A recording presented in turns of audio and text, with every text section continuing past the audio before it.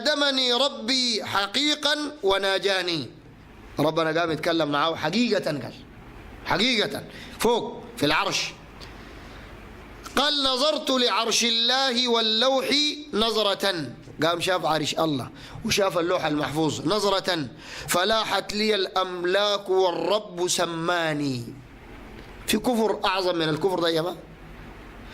قال وتوجني تاج الوصال بنظرة، ومن خلع التشريف والقرب أكساني، فلو أنني ألقيت سري بدجلة، هكذا مكتوب، لغارت وغيض الماء من سر برهاني، ولو أنني ألقيت سري على لظى نار الجحيم.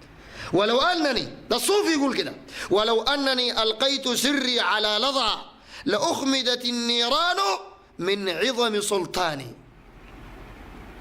من عظم سلطاني. الصفحة البعدية 57 يقول كل قطب يطوف بالبيت سبعا. أي قطب؟ قال يطوف بالبيت بالكعبة 7 أشواط. كل قطب يطوف بالبيت سبعا وأنا البيت طائف بخيامي. قال الأقطاب بيطوفوا بالبيت بالكعبة وأنا الكعبة ذاتها بتطوف بينا.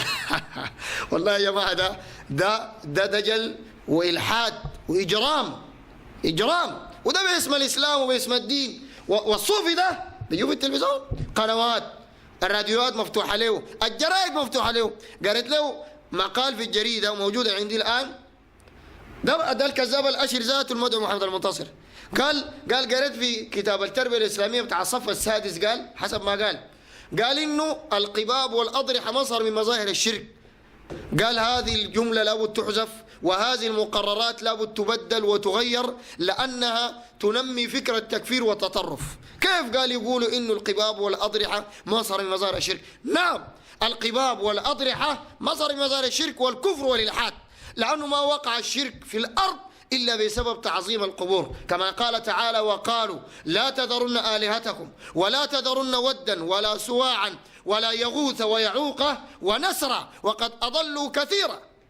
ابن عباس قال الخمسة ديل رجال صالحين لما ماتوا وهلكوا قوموا عظموا قبورهم، بعد فترة وأجيال عظموا قبورهم وعبدوهم من دون الله عز وجل. يجي الصوفي الكذاب الأشر المدعو محمد المنتصر يدعو في وسائل الإعلام وفي الصحف وفي الجرائد وفي التلفزيونات وفي القنوات وفي الراديوهات إنه ده يحذفوا كلام الله، يحذفوا الدين، يحذفوا التوحيد ويبدلوه بالشرك بالله. والله أنا ما زلت أكرر إننا نشكو أصحاب هذه القنوات التي تفتح أبوابها لهذا المجرم الداعي إلى الشرك والكفر، نشكوها إلى الله عز وجل، لأنها تحارب بذلك الله ورسوله وتحارب القرآن وتحارب سنة النبي عليه الصلاة والسلام.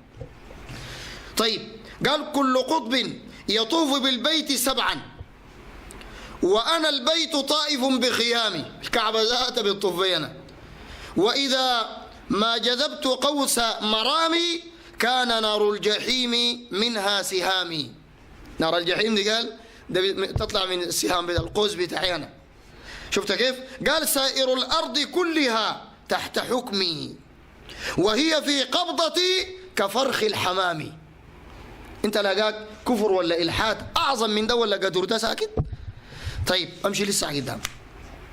قال يا مريدي لك الهنا بدوامي عيش عز ورفعة واحترام، ومريدي إذا دعاني بشرق أو بغرب أو نازل بحر طامي فأغثه أو كان فوق هواء أنا سيف القضاء لكل خصامي، أنا في الحشر شافع لمريدي عند ربي فلا يرد كلامي. قال يوم القيامة هناك بالحشر الله ما بيرد كلامي، أنا بشفع للمريد. أنا شيخ، بيتكلم عن نفسه، أنا شيخ وصالح وولي، أنا قطب وقدوة للأنام، إلى أن قال ودقت لي الكاسات في الأرض والسماء وأهل السماء والأرض تعلم سطوتي، وشاؤس ملكي سار شرقا ومغربا، وصرت لأهل الكرب غوثا ورحمة، ذراعي من فوق السماوات كلها ومن تحت بطن الحوت أمددت راحتي، وأعلم نبات الأرض كم نابت، وأعلم رمل الأرض كم هو رملتي، وأعلم علم الله أحصي حروفه، وأعلم موج البحر كم هو موجتي، ولي نشأة في الحب من قبل آدم، وسرى سري في الكون من قبل نشأتي، ملكت بلاد الله شرقا ومغربا، وإن شئت أفنيت الأنام بلحظتي. يجي محمد المنتصر يقول هذه عقيدة فاسدة وباطلة ولا تجوز، قال بأي حال من الأحوال، والإنسان لو اعتقد إنه في مخلوق يؤثر دي ردة والعياذ بالله. إذن ده ردة ولا ما ردة؟ بفقه الكذاب الأشر المدعو محمد المنتصر دي ردة. القادرية عقيدتهم دي كفر أكبر مخرج من الملة ولا لا؟ إذا قلت أيوة وما بتقول أيوة، إذا قلت أيوة خلاص جزاك الله خير، إذا قلت لا الجملة سقطت منك سهوا دي، وكانت كلمة حق دي توديها وين؟ إنه أي زول يعتقد إنه في مخلوق يؤثر دي ردة، قالوا عياذ بالله.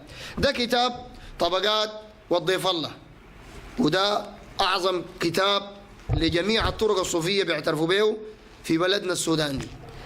في الصفحة رقم 207 بس أقرأ لك كلام واحدة، قال الشيخ إدريس، ده إدريس ابن الأرباب، قال أيضا درجات الأولياء على 3 أقسام، عليا ووسطى وصغرى. قال فالصغرى أن يطير في الهواء ويمشي على الماء وينطق بالمغيبات. قال والوسطى أن يعطيه الله الدرجة الكونية، إن قال لشيء كن فيكون. وربنا قال عن نفسه جل وعلا إنما أمره إذا أراد شيئا أن يقول له كن فيكون. الصوفية قالوا لا ده شغلنا نحن، ده شغلهم هم. قال أن يقول للشيء كن فيكون، وده كمان قال لك الدرجة الوسطى للأولياء، ده لسه ما بقى ولي كبير مرة واحدة، ده لسه وسط. قال وهذا مقام دفع الله ولدي. قال والكبرى وهي درجة القطبانية. قال الشيخ بلل الشيب بن الطالب اسم أبوي دفع الله اسم الله الأعظم ذاته، يعني قال اسم أبوي دفع الله ده اسم الله الأعظم. قال وكان إذا كتب حجابا كتب فيه جميعه دفع الله دفع الله دفع الله، يعني بدل الله الله دفع الله، خدتها محل الله طوالي. وده اللي بيكتبوا في الحجبات. في الحلقة فاتت تكلمنا عن محمد المنتصر الكذاب الأشر والحجبات، تكلم انه قال من القرآن والقرآن، لا دي الحجبات كفر وشرك، دي حجبات الصوفية اللي بيكتبوها. لكن الكلام ده انه زول يعطى الدرجة الكونية أن يقول للشيء كن فيكون أو ينطق بالمغيبات، ده كفر بالله، لأنه ربنا قال عن علم الغيب قل لا يعلم من في السماوات والأرض الغيبة إلا الله. الله قال إلا الله. يجوا الصوفية يقولوا لا نحن برضو، الله قال إلا أنا، الصوفية قالوا إحنا برضو. وده الكتاب كتاب طبقات والضيف الله.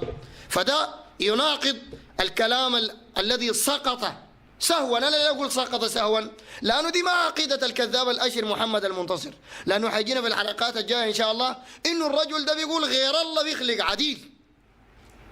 فكيف يجي يقول اللي بيعتقد إنه لو في مخلوق غير الله بيأثر دي ردة؟ ده زول كذاب بس. ودي تلمها كيف؟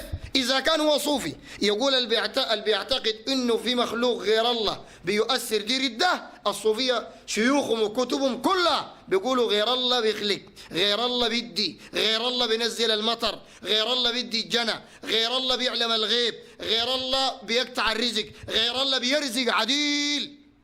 هذه الكفار ولا ما كفار؟ يا كذاب يا أشر يا مدعو محمد المنتصر. طيب، ثم أخيرا الأثر الذي نقلناه عن عبد الله بن عمر بن الخطاب، الرجل اللي قال لا والكعبة، فقام عبد الله بن عمر سرد له الحديث: من حلف بغير الله فقد كفر وأشرك. خلاص. إذا كان محمد المنتصر بيقول إنه غالب السودانيين الليلة ما بيعتقدوا إنه غير الله بيأثر وبيحلفوا بغير الله، مش من باب أولى إنه يحسن الظن في أصحاب أولئك الزمان الذي هو من القرون الثلاثة المفضلة، كحال هذا الرجل الذي قال لا والكعبة، أنه لا يعتقد، هذا الرجل الذي حلف بالكعبة لا يعتقد أن غير الله يؤثر، ولكنه أخطأ وحلف بالكعبة بغير الله، فقال له ابن عمر قال رسول الله صلى الله عليه وسلم من حلف بغير الله فقد كفر وأشرك. إذن كلام أحمد منتصر قبيل إنه لو زول حلف بغير الله وما اعتقد إنه غير الله بيأثر ده ما بيشرك، ده كلام باطل يناقض فهم عبد الله بن عمر لحديث النبي صلى الله عليه وسلم. عرفت كلامي؟ لأنه عبد الله بن عمر أورد الحديث أصلا ردا على الرجل ده، لأنه الرجل ده حلف بغير الله. وإذا محمد المنتصر بيعتقد إنه غالب السوداني ما بيعتقدوا إنه غير الله بيأثر، فمن باب أولى إنه نحن نحسن الظن في تلك القرون المفضلة التي فضلها النبي عليه الصلاة والسلام في حديثه. قال عليه الصلاة والسلام خير الناس قرني ثم الذين يلونهم ثم الذين يلونهم. إنه الحلف بالكعبة ده ما بيعتقد إنه في مخلوق غير الله بيأثر. مع ده ابن عمر قال له قولك ده شرك فقد كفر أو أشرك كما قال رسول الله صلى الله عليه وسلم. هذا وصلى الله وسلم وبارك على نبينا محمد وآله وصحبه والله